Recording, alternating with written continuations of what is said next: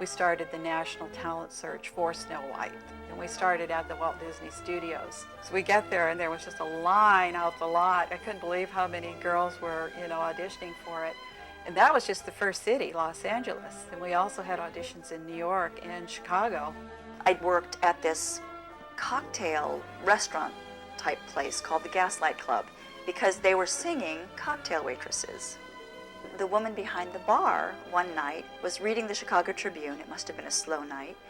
And she said, Mary Jo, Radio City's looking nationwide for a girl to play Snow White. You should go do this.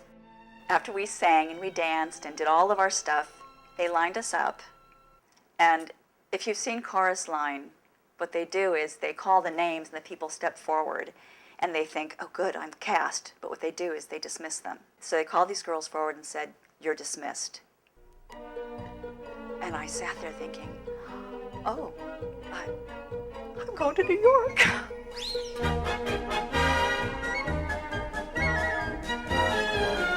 Further on down in the process, I do remember reading with Charles Edward Hall. I remember just waiting for her to take that apple and drop.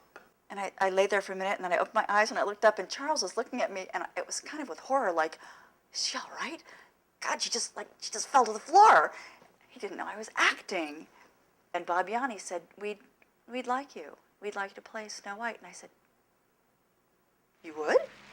He said, yes, we'd like to play Snow White. And I said, oh, okay, thank you. May I now present the most beautiful jewel of our court, the Princess Snow White.